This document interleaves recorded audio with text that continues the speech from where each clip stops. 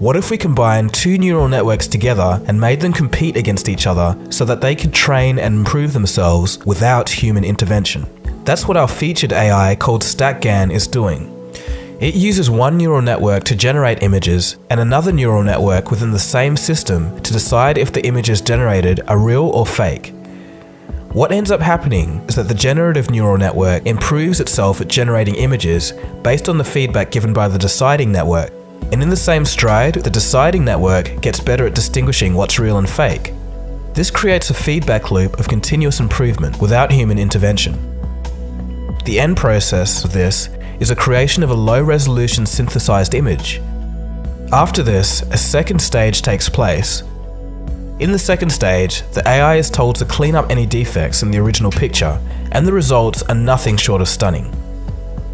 Yes, what you're looking at are images created just by a written text description. This type of dual network AI is called a generative adversarial network, and it's the same type of system that allowed the AI mentioned in my previous video to dream up those videos when shown a still image.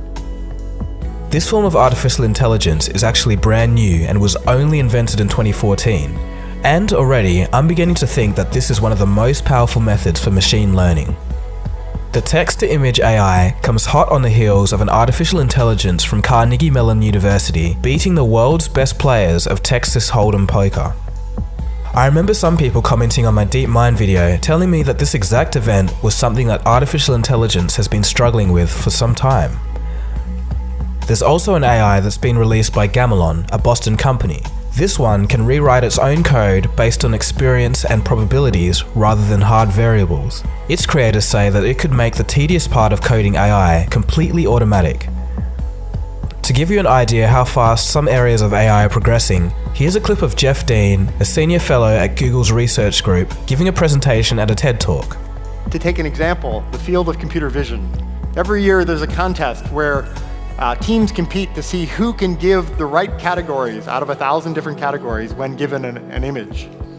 And in 2011, before people were using neural nets, the winning team got an error rate of 26%, which doesn't sound too good when you think that humans are at 5% on this task.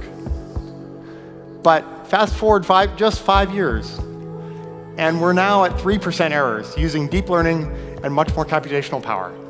We're actually better than humans on this task. So in a way, computers can now see and recognize objects better than us for the first time ever. This has never happened before. In the same talk, he goes on to give an example of how unreliable human ophthalmologists were for diagnosing certain eye diseases. In experiments, any two human ophthalmologists will only agree with each other's diagnosis 60% of the time. And what's worse, if you give any single ophthalmologist the exact same image that they diagnosed a few hours earlier, they'll only agree with themselves 65% of the time. In 2017, artificial intelligence image recognition has been proven to perform better than professional humans in this field.